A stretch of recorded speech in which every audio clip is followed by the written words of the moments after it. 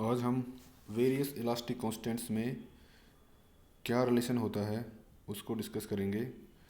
Elastic constants जैसे Young's modulus, Y, bulk modulus, K, modulus of rigidity, eta और Poisson ratio sigma में क्या relation होता है इसको हम एस्टेब्लिश करेंगे। यहाँ पर इस फिगर में एक क्यूब ABCD GHIJ को दिखाया गया है। यहाँ पर एक फोर्स F है। इस क्यूब के सभी फेसेस पर नॉर्मली अप्लाई हो रहा है। जब किसी ऑब्जेक्ट की शेप को बिना चेंज किए जब इस ऑब्जेक्ट पर फोर्स अप्लाई किया जाता है नॉर्मली, तो इसका वॉल्यूम चेंज होता है as in the case of bulk modulus. तो इस केस में साइमल्टेनियसली लॉन्गिट्यूडनल स्ट्रेन और ट्रांसवर्स स्ट्रेन भी प्रोड्यूस होता है। इसका मतलब यह है कि बल्क मॉडुलस के है उसको हम longitudinal strain means Young modulus Y से कोरिलेट कर सकते हैं, और ट्रांसवर्स स्ट्रेन जो कि रिलेटेड है पॉइजन रेशियो सिग्मा से, तो हम के को सिग्मा से भी रिलेट कर सकते हैं। यदि हम इस ऑब्जेक्ट का वॉल्यूम कांस्टेंट रखें तो सीरिंग स्ट्रेन के केस में इसकी शेप है वो चेंज हो जाएगी। तो इस केस में हम जो डिफरेंट इलास्टिक कांस्टेंट्स है उनमें रिलेशन को दिखा सकते हैं। सबसे पहले हम देखेंगे रिलेशन अमंग के वाई सिग्मा में क्या रिलेशन होता है। यहाँ पर जो ऊपर क्यूब दिखाया गया है उसका वॉल्यूम है वो 1 है, यानी सभी जो यूनिट है उसको हम 1 यूनिट मान लें तो टोटल वॉल्यूम होगा इस क्यूब का वो 1 होगा, जैसा कि यहाँ पर दिखाया गया है। और volume stress on the cube वो होगा force upon area of cross section. तो एरिया 1:1 मीन्स फोर्स अप्लाई होगा, वही इसका वॉल्यूम स्ट्रेस होगा। यदि इस क्यूब के किसी पर्टिकुलर साइड में स्ट्रेस F अप्लाई हो रहा है, सपोज x डायरेक्शन में कोई फोर्स अप्लाई हो रहा है, तो there will be increase in the length of side of cube along x axis, और इस डायरेक्शन x डायरेक्शन के परपेंडिकुलर डायरेक्शन जो कि y और z डायरेक्शन है उसमें लेंथ में कॉन्ट्रैक्शन होगा। तो यदि जिस डायरेक्शन में स्ट्रेस F अप्लाई हो रहा है उस डायरेक्शन में जो इंक्रीज इन लेंथ है उसको हम अल्फा F से डिनोट करेंगे, क्योंकि यहाँ पर अल्फा है वो लॉन्गिट्यूडनल स्ट्रेन है। सिमिलरली अपोजिट साइड पर जो कॉन्ट्रैक्शन होगा लेंथ में उसको हम बीटा F से डिनोट करेंगे। यहाँ पर बीटा ट्रांसवर्स स्ट्रेन है। तो जब किसी क्यूब की x डायरेक्शन में फोर्स अप्लाई हो रहा है, यहाँ पर हम देख सकते हैं GH या AB डायरेक्शन में x डायरेक्शन के अलोंग, तो इस केस में जो टोटल लेंथ होगी वो होगी initial length plus increase in length alpha F due to stress along x axis. Means x axis के अलोंग कितना स्ट्रेस लग रहा है उसके कारण जो इंक्रीज है लेंथ में वो, और साइमल्टेनियसली y और z डायरेक्शन में कॉन्ट्रैक्शन होगा लेंथ में ड्यू टू ट्रांसवर्स स्ट्रेन। तो इस केस में जो कॉन्ट्रैक्शन होगा हम उसको बीटा F से डिनोट करेंगे y और z डायरेक्शन दोनों में। तो x डायरेक्शन में जो लेंथ होगी उसको हम इस तरह लिख सकते हैं, यह है इनिशियल लेंथ है अल्फा F x डायरेक्शन में इंक्रीज इन लेंथ है, बीटा एफ लेंथ में कॉन्ट्रैक्शन है वाई और जे डायरेक्शन में। तो फाइनली हम इसको इस तरह लिख सकते हैं। इसी प्रकार हम वाई और जे डायरेक्शन में भी जो लेंथ है, डिफॉर्म्ड लेंथ है, उसको हम निकाल सकते हैं। तो वॉल्यूम ऑफ डिफॉर्म्ड क्यूब हो जाएगा, इन तीनों को मल्टीप्लाई करेंगे तो वॉल्यूम हमें ये मिलेगा। क्योंकि यहाँ पर अल्फा और बीटा है वो लॉन्गिट्यूडनल स्ट्रेन और लॉन्गिट्यूडनल ट्रांसवर्स स्ट्रेन है और इनका मान बहुत कम होता है।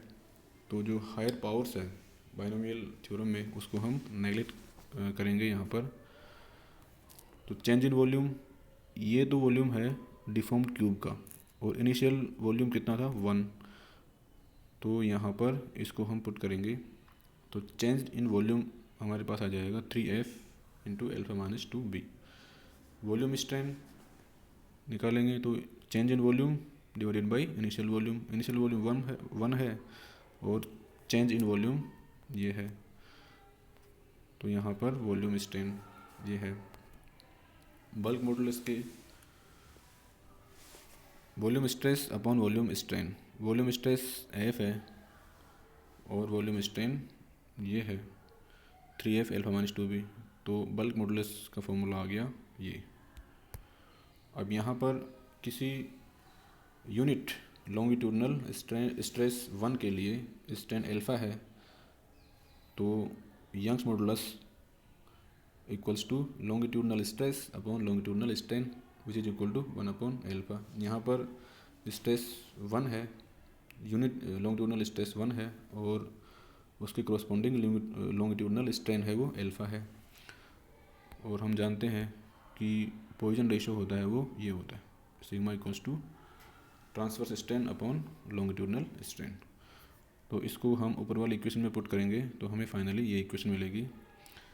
यह रिलेशन दिखाता है यंग्स मॉडुलस, बल्क मॉडुलस और पॉइजन रेशो में रिलेशन को।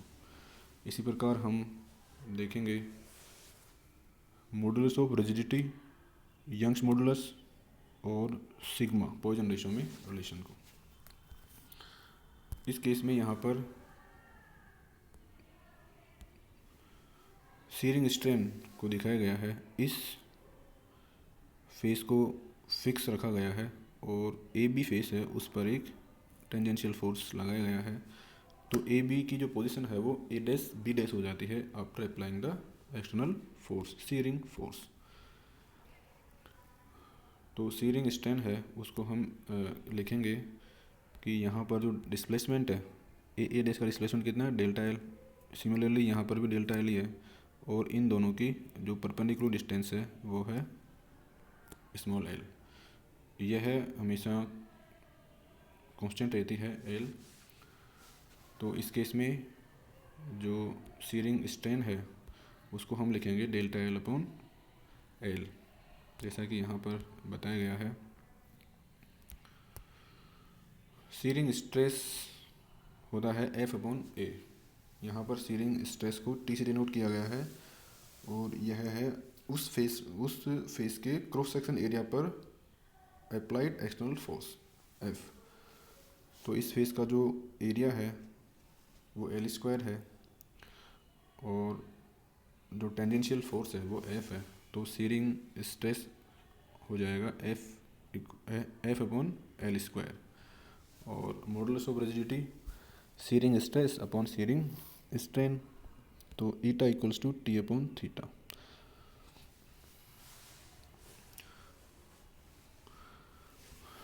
अब हम जानते हैं कि एल्फा है वो लॉन्गिट्यूडनल स्ट्रेन है और बीटा ट्रांसवर्स स्ट्रेन है।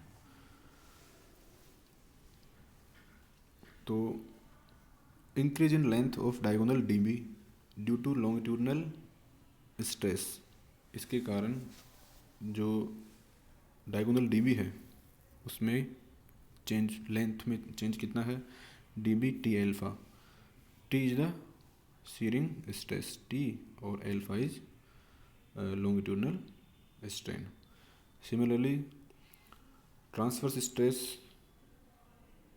के कारण, ट्रांसवर्स स्ट्रेन के कारण जो लेंथ है वो होगी A C equals to B D T beta. तो टोटल इलोंगेशन हो गया, इन दोनों को ऐड करेंगे तो ये इक्वेशन मिलेगी। अब क्योंकि डी बी है उसको हम लिखेंगे ट्राइंगल वाले फॉर्मूले से, तो फाइनली ये मिलेगा और इसको पुट करेंगे तो ये इक्वेशन मिलेगी। Means total elongation along diagonal D B is given by this equation. अब हम इस फिगर में जो डिस्प्लेसमेंट है ए एम और बी डैश एन, इसको हम ज्योमेट्री से निकाल सकते हैं ए एम और बी डैश एन को। तो इसको निकालने के बाद में फाइनली हमारे पास में आ गया डेल्टा एल अपॉन रूट 2। तो इक्वेशन, पहले वाली इक्वेशन, इस इक्वेशन को और इस इक्वेशन को इक्वल रखेंगे तो ये आ गया total elongation along diagonal D B. इसको रीअरेंज करेंगे तो ये इक्वेशन मिलेगी और इसको हम ईटा लिख सकते हैं, मॉडुलस ऑफ रिजिडिटी। वो फाइनली सिग्मा है वो हो जाएगा 1/2 अल्फा प्लस बीटा। इसको वापस रीअरेंज करेंगे तो हम y की टर्म में इसको इस तरह लिखेंगे और Poisson ratio beta upon alpha. तो ये सभी वैल्यूज़ पुट करने के बाद में हमें इक्वेशन 2 प्राप्त होगी। इक्वेशन 2 बताती है रिलेशन बिटवीन y, ईटा और सिग्मा में, यंग्स मॉडुलस ऑफ रिजिडिटी और पॉइजन रेशियो में रिलेशन को। अब हम इक्वेशन फर्स्ट और सेकंड से हम इन बाकी के जो इलास्टिक कांस्टेंट्स है उसमें भी रिलेशन निकाल सकते हैं। इक्वेशन फर्स्ट और 2 से हम इनको रीअरेंज करके लिखेंगे तो हमें इक्वेशन 3 मिलेगी जो कि y, k और ईटा में रिलेशन को दिखाती है। सिमिलरली हम k, सिग्मा और ईटा में रिलेशन को भी निकाल सकते हैं, इक्वेशन 4 मिलेगी। अब हम पॉइजन रेशियो है, सिग्मा है, उसकी क्या वैल्यू होनी चाहिए उसके बारे में देखेंगे।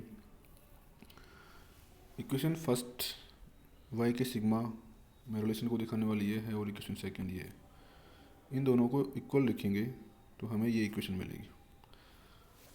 यहाँ पर बल्क मॉडुलस और मॉडुलस ऑफ रिजिडिटी दोनों पॉजिटिव है, लेकिन सिग्मा का मान पॉजिटिव हो सकता है और नेगेटिव हो सकता है। जब सिग्मा का मान पॉजिटिव हो तो उस केस में ये ग्रेटर देन 0 होना चाहिए, मीन्स सिग्मा की वैल्यू लेस देन हाफ होनी चाहिए।